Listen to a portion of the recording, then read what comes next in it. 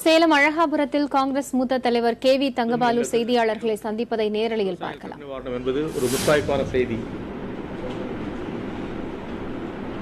அதேபோல மாணவர்களுக்கு கல்வி கடன் கொடுத்ததிலே மத்திய அரசு காங்கிரஸ் அரசுக்கு மிகப்பெரிய பங்கு உண்டு. எங்களுடைய ஐக்கிய முற்போக்கு அணிதான் அதை நிறைவேற்றியது. முதலில் கடன் வழங்கினோம், குறைந்த வட்டியில் கடன் வழங்கினோம். இன்றைக்கு மக்கள் படும் துன்பத்தினை கருத்திலே கொண்டு ஏழை மாணவர்கள் படும் துன்பத்திற்கு வடிகாலாக நம்முடைய தேர்தல் அறிக்கையிலே கடன் முழுவதும், கல்விக் கடன் முழுவதும் ரத்து செய்வதாக அறிவித்திருக்கிறோம். இவைகள் சமுதாயத்தில் தாழ்த்தப்பட்ட மக்கள், பின்தங்கிய மக்கள், சிறுபான்மை மக்கள், ஏழை மக்களுக்கு மிகப்பெரிய வாய்ப்பை உருவாக்கி கொடுக்கும், நன்மையை கொடுக்கும். இதுபோன்ற ஏழை மக்களுக்கு உகந்த திட்டங்களை வழங்குகிற சக்தியாக திராவிட முன்னேற்ற கழகம், காங்கிரஸ் மட்டும்தான் இருக்க முடியும். வேறு கட்சிகள் இருக்க முடியாது என்பதற்கு நாங்கள் நடைமுறை உதாரணங்கள் ஏற்கனவே செயல்படுத்தியிருக்கிறோம், இப்பொழுதும் செயல்படுத்தப் போகிறோம்.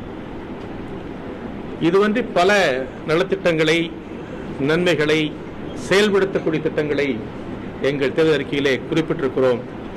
இவைகள்தான் இந்த தேர்தலுக்கு ஒரு முன்னோடி, வழிகாட்டி. இதற்கு அடுத்து தமிழ்நாடு கடந்த காலத்தில் எல்லா கட்சிகளும் ஒருங்கிணைந்து ஒரு செய்தியை மக்களுக்கு, ஆட்சிக்கு வேண்டுகோள் வைத்தோம்.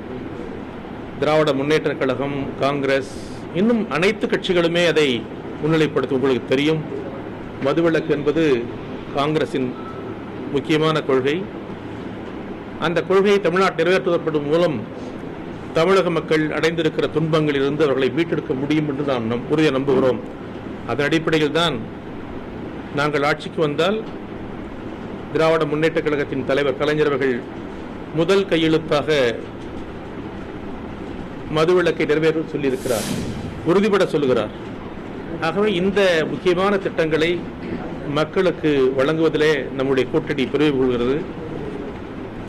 இந்த திட்டங்களை முன்னிலைப்படுத்துகிறோம். கடந்த 10 ஆண்டுகளில் காங்கிரஸ் ஆண்ட, மத்தியில் ஆண்ட ஆட்சியின் சாதனைகளை மக்களுக்கு சொல்வதிலே நாங்கள் பெருமைப்படுகிறோம். என்றால் முக்கியமான திட்டங்களை சட்டங்களாக்கி இருக்கிற கட்சி காங்கிரஸ் கட்சி. உணவு பாதுகாப்பு சட்டம், வேலைக்கு உணவு திட்டம், இப்படி பல திட்டங்களை நிறைவேற்றிய பெருமை, 100 நாள் வேலை திட்டம் சொல்லிக்கொண்டே போக முடியும். இதெல்லாம் ஒரு பெரிய மக்களிடத்தில் தாக்கங்களை உருவாக்கிய மக்களுக்கான திட்டங்களாக பிரதிபலித்துக் கொண்டிருக்கிறது. இன்றைக்கும் மோடி அரசாங்கம் வந்தாலும் அதை தவிர்க்க முடியாத திட்டங்களாக மாற்றிருக்கிறோம், செய்திருக்கிறோம். அதுக்கு தான் சட்டமாக்கி இருக்கிறோம். அந்த சட்டங்களை எந்த ஆட்சி வந்தாலும் நிறைவேற்றியே ஆக வேண்டும் என்று நிர்பந்தம் காரணமாக நிறைவேற்றுகிறார்கள். சில நேரங்கள் பெயரை மாற்றுகிறார்கள், அவள்தான். ஒட்டுமொத்தமாக இன்றைக்கு தமிழகம் தாழ்நிலையிலிருந்து மீண்டு வர வேண்டும்.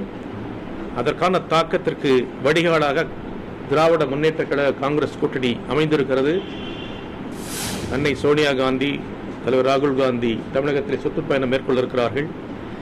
இவைகள் தமிழக காங்கிரஸ் தலைவர், திராவிட முன்னேற்ற கழக தலைவர் மற்றும் கட்சியின் முன்னணி தலைவர் அத்தனை பேரும் இதில் சுற்றுப்பயணம் ஈடுபட்டிருக்கிறோம்.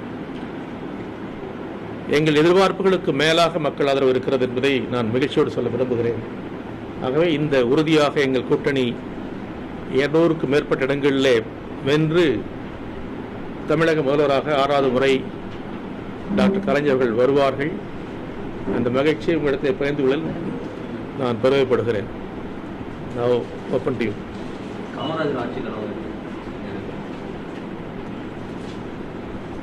திராவிட முன்னேற்ற கழக தலைவர் கலைஞர் அவர்கள் 5வது முறை ஆட்சிக்கு இருக்கிற போது